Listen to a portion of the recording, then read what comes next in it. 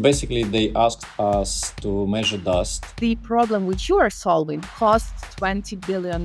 Explosive gas. 3F, of which we are usually using in startup financing. First help came from my brother. I was trying to convince him not to invest. I wish I had such a brother, who is running up to you and saying, please take my money. It's so inspiring to hear this technology was developed in Ukraine. We have only one founder. And Unfortunately, it's presented here. Yeah, we don't invest in that.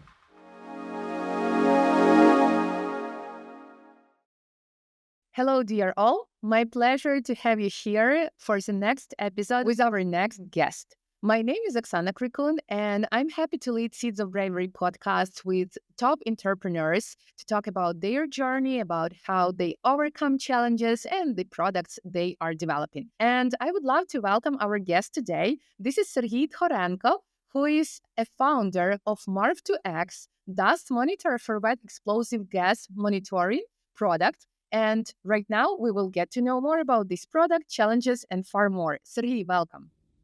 Hello, Oksana. Nice to see you. Hello, Serhiy. It's my pleasure to have a podcast with you as you're a part of Booster and we are working together on this part of the acceleration program. But today I'm more in the role of a podcaster and I will ask you more questions concerning your product. And let's start with the first one.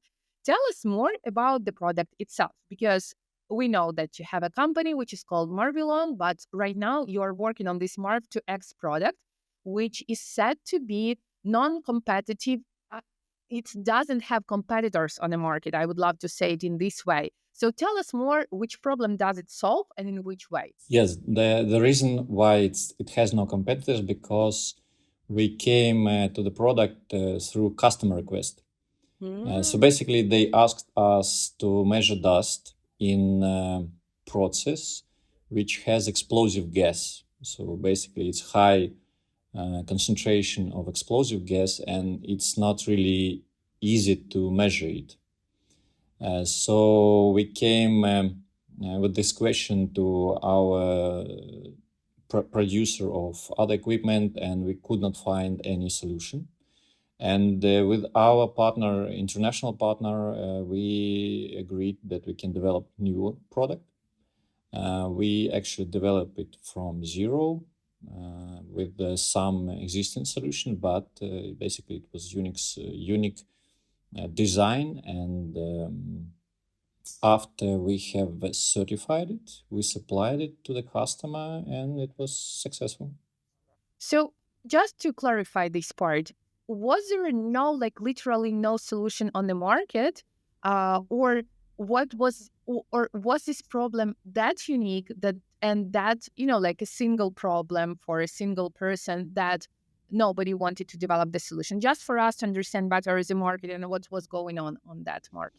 Yes, it's not. It's basically a basic oxygen furnace flue gas. So it's standard metallurgical plant production, and it was solved usually by manual sampling.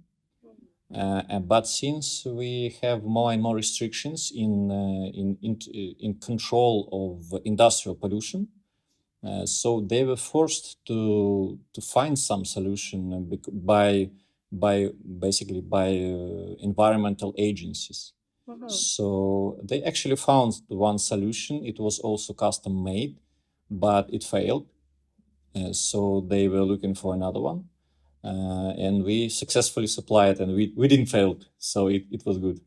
Wow. So as I hear, there is a tendency on the market and requirements from the market to solve this problem in a different way, which was there before.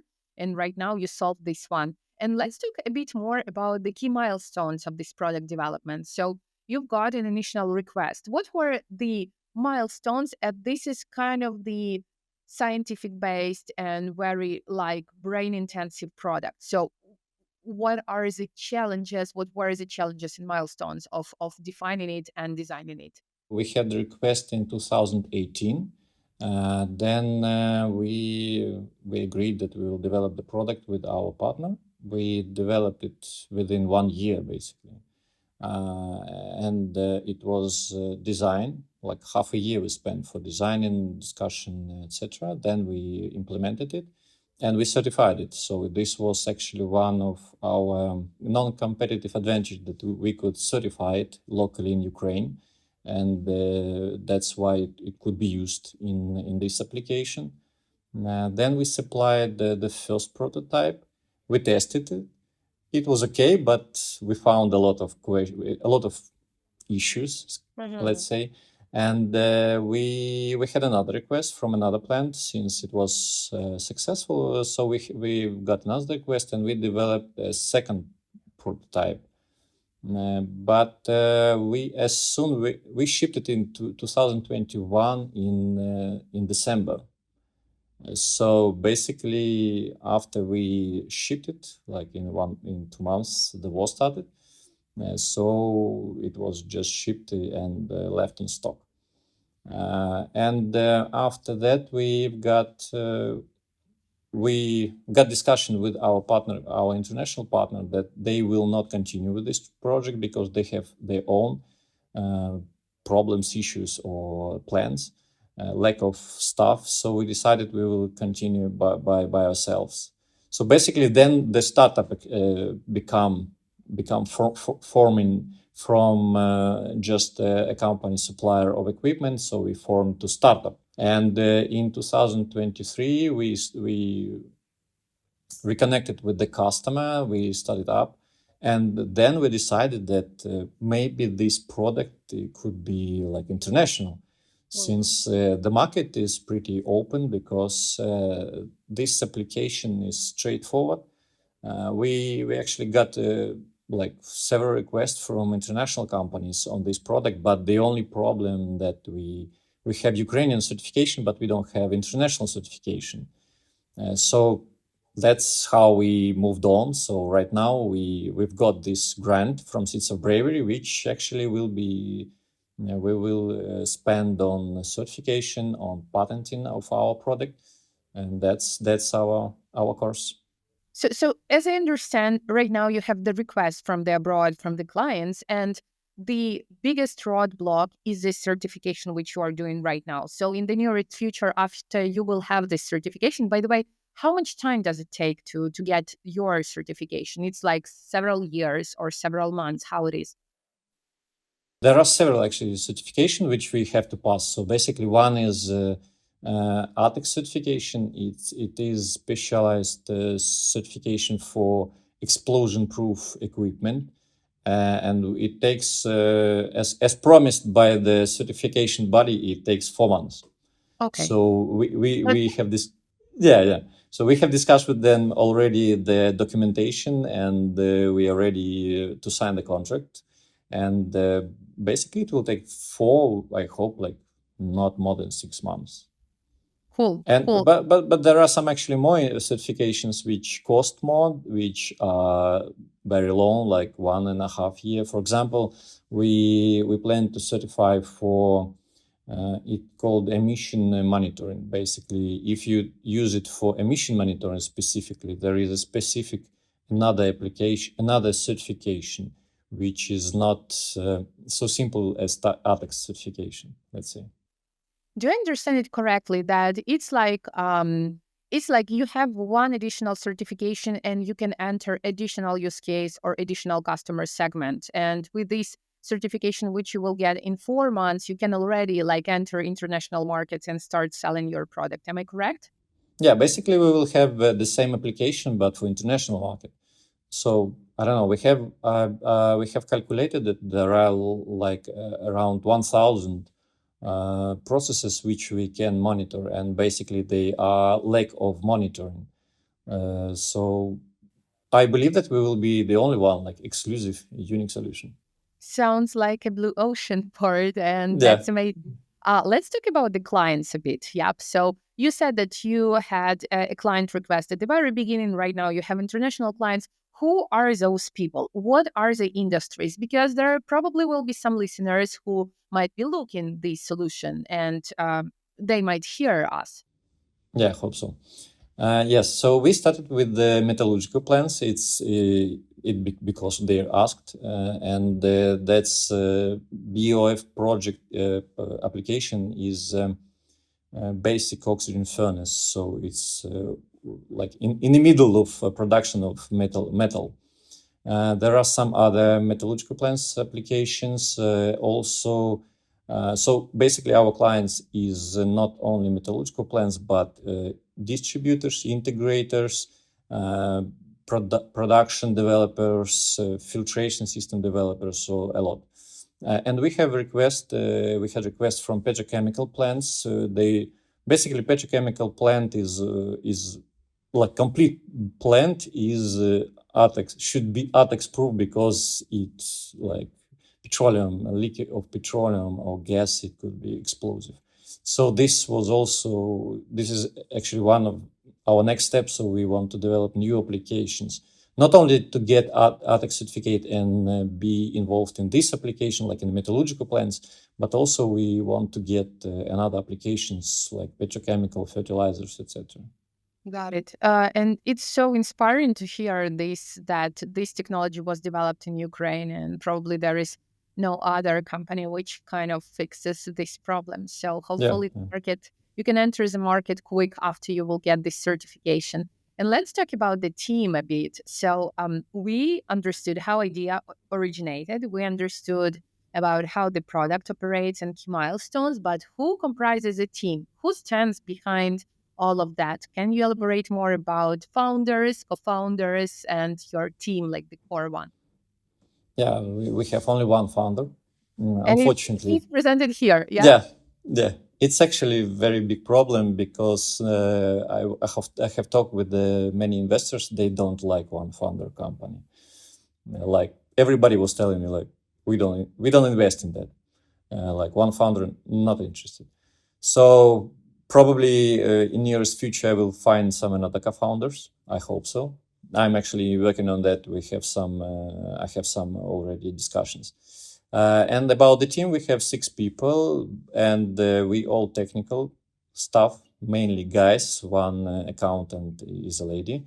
But we all technical, and that's also the problem because we need some sales, we need some good marketing sales team, and that's our focus right now because we got solution, but we don't have people who will kind of promote us on the market. Yeah, that's true. That's true. And yeah, sales and marketing, those are the biggest harnesses usually at the very beginning for a startup which is growing. So hopefully we can help a bit with booster program for you to solve this challenge. Let's discuss the cost of the development because a lot of startuppers are listening to us and lots of products, especially hardware ones, are costly to develop. So tell us more, what was the development cost and where did the funding came from? We started basically bootstrapping. So the customer paid us, and with the use of this money, we developed the system. But in 2021, when everything stopped, we just dry out from our fundings, and that's why we started the startup itself. So we started to find some fundings, and the first help came from my brother, as usual for startup. I started to talk with the people who around. Family, fools, friends. Yep, like 3F, which we are usually using in startup financing at the beginning. Yeah. So I was trying to get some money from friends, but my brother told me, "Why do you ask friends for money? Let me help you." I was trying to convince him not to invest, saying about how much he can lose, or that it's not so easy like deposit in a bank. But he still was convincing me, and we agreed on investment, and that helped us to finalize the product itself. So we half a year we spent on the process. So half a year I was traveling, and half year I spent on the process because we redeveloped the system. We found a lot of problems with actually there was not only our problem but suppliers problems, etc., some parts problems, but it's finally we finalized it and now it works very well. So that was first investment, and then yes, we were granted with the Seeds of Bravery, which we plan to spend on certification and all this stuff. I was just thinking when you were talking about your brother, like, I wish I had such a brother, like who is running after you and saying, please take my money. I mean, Yeah, like a lot of startuppers are dreaming of this, and you were like, no, thank you.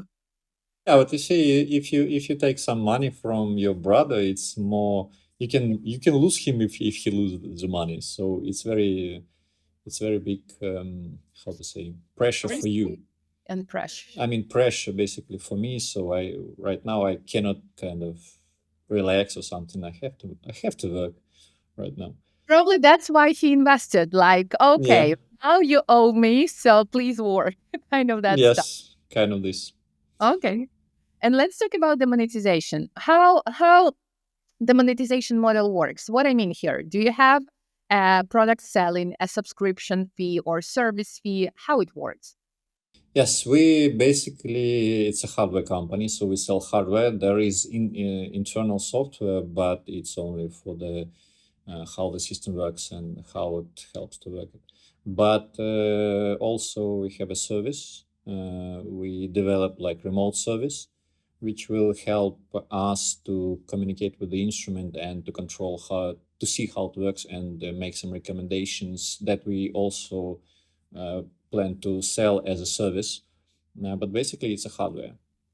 Got it. Got it. So you like original producer of this equipment, yeah, Yeah, OEMs.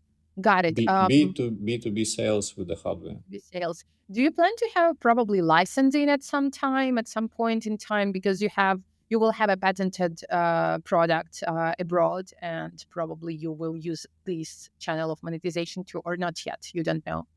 We actually had discussion with I think four companies which are big players on this market. So it's a major market. It's a big. It's like 20 billion, but it's actually very small because there are not many companies in that market, and they know actually all of them. There are not much innovations on the market. So and we have been talking with four companies. They were really interested in that. One company was ABB. They just bought the company which makes similar equipment, and actually the company which we replaced on the plant was this company Ah, produced by this okay. The company. one which didn't deliver the solution. Yep. Yeah, yeah, yeah. So it was funny to talk with the ABB and saying, okay, he said, okay, we bought this. I said, okay, but we replaced this product on the And they plant. were like, how they reacted. Yeah, okay, saying it was like it was vice president of venture fund of ABB, so he was Wow. not like in this. ABB is a huge, Yeah, yeah. so he was like, okay, it's interesting. We just bought this company, so maybe we can be complementary. So yes, also I have just applied for this. For they have a special venture, not venture. They have accelerator where I have also applied. So we'll see how it works. It's really interesting because I think at that point it heavily depends on the type of the company you want to build. Do you want to build the product and which will go as a company at APO in the end, like initial public offering, or you are planning to sell it in the future because it will definitely define the strategy you want to work with. But it's a really funny story. Thanks for sharing about the Yeah, yeah, ABB and about the other company, which people who are interested in this sphere might Google probably. yeah, So yeah. yeah. Okay, let's talk a bit about. We talked about the company, we talked and we touched base the market a bit. So let's discuss the market because it's unique market. I mean, like at some point, of course, for engineers and people who are working in this sphere, it's not a unique one, but I think for our listeners, definitely it is unique.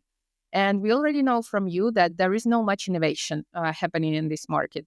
But how do you envision the development of this market in the future? Because you said that the problem which you are solving costs $20 billion per year, as I understand. What about the other trends and development of this niche?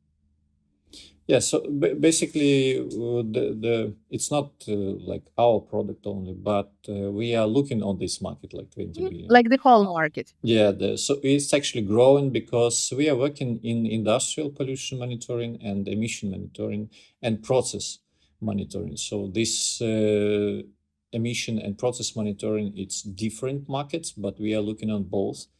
And it requires different certifications, so it can be difficult to get inside the market. But if you're already inside that market, it's really restricted actually with this certification. So as soon as you get certificate, you become like more or less exclusive solution.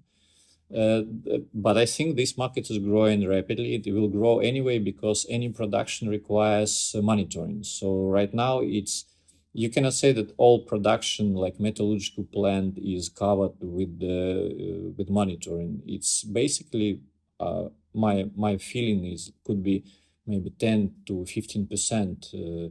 Maybe it's much more in European countries, but in other countries like China or India and others, it's much less covered with automation. So market will grow.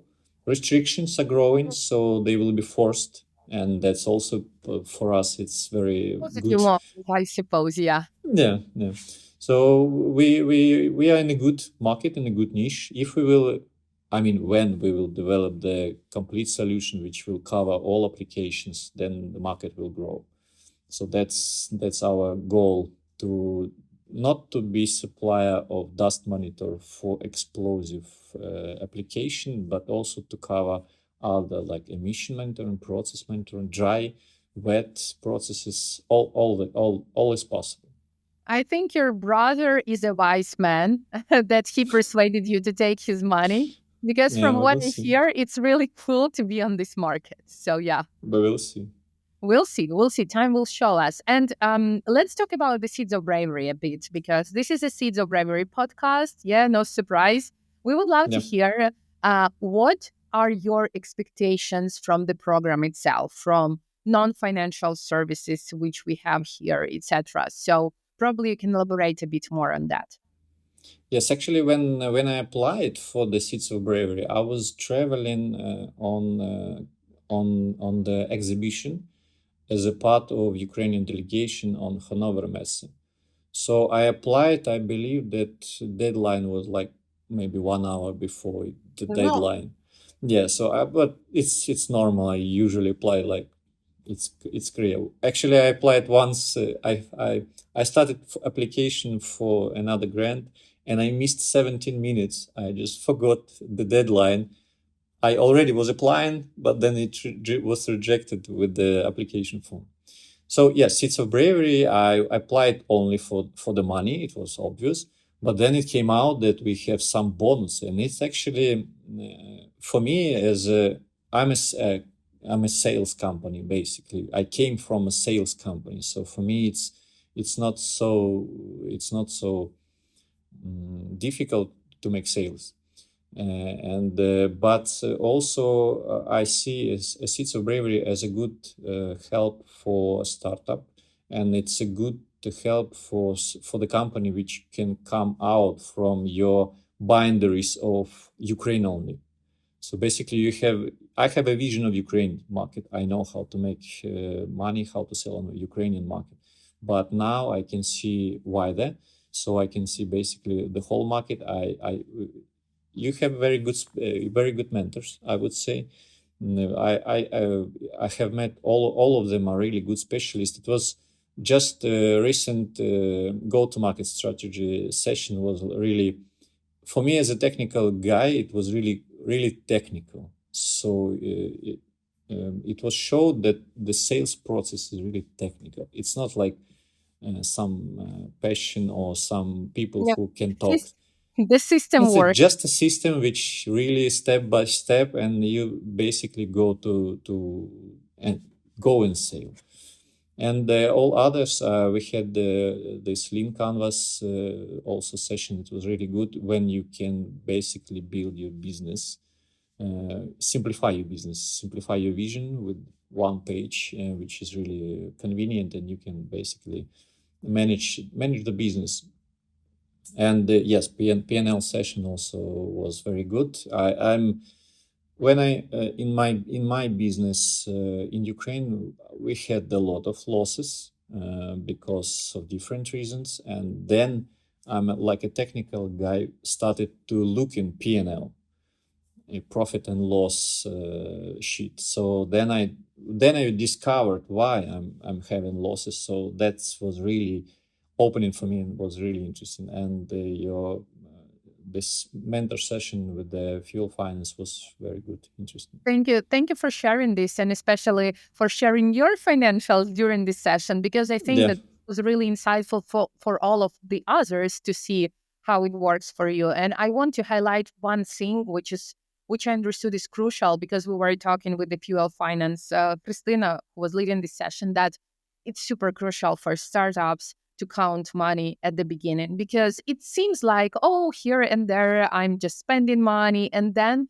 if not counted, and if your salary is not counted, which should be counted into, you cannot understand the full price of your product. So it's yeah, it's yeah. really cool that you started counting this too. Awesome. And I would love to ask the last question, because there will be obviously some engineers, technical people, to be startuppers who are listening to us. So which single piece of advice you would share with them about having and running a startup? I would say that even right now, when I for last year, I'm applying for different programs, for different conferences, for summits. Basically, I'm trying to be everywhere, and that's the problem because for engineers, because they are not like to talk to people, obviously. And for me, it was like a disaster. But even now, I'm talking to some people. I'm saying, okay, Seeds of Bravery is still open. Please apply. You have a good solution. You have maybe you can apply not for deep tech acceleration. You don't have TRL 9, but you have for incubators. You can apply, and somehow it doesn't help. So people just don't want to act. So basically, for engineers, if you have some product, if you have some idea, if you have some vision, you have to apply and try, because it looks like it's a lack of deep tech startups everywhere, not only in Ukraine but everywhere. Everyone is looking for deep tech startups. I have applied for 5 summits, and I maybe more, but I was granted free of tickets, or maybe I was actually on the slush last time, so it was almost completely paid by from support from Finland. So basically, you have to apply. You have to do something. Agree. Thank you so much, Serhiy, because I think that people are losing sometimes opportunities because they are thinking, oh, deadline is not coming, and then deadline Yeah, came and 17 minutes late and can 17 minutes. make a whole difference. So thanks for letting us know about this. And I really urge everybody who is listening to this startup, to this podcast. And if you have your own startup or product, please apply, especially from Ukraine, especially from deep tech sphere, because I'm totally agree with you, Serhiy, that right now there is a lack of deep tech startups. It's heavy because it's sometimes not sexy to do the deep tech startup, because it's heavy in development, it's heavy in financing, a lot of capex and everything. But still, I think that from what I see from our cohort, from the previous cohorts, this is the most interesting part of running a business, because it's a really interesting and tangible one. So thank you so much, Serhiy, for your Thank thoughts you. and for sharing your wisdom with us. And once again, for all of our listeners, I'm asking you to follow the Seeds of Bravery on different podcast platforms, not to miss another podcast with us. See you.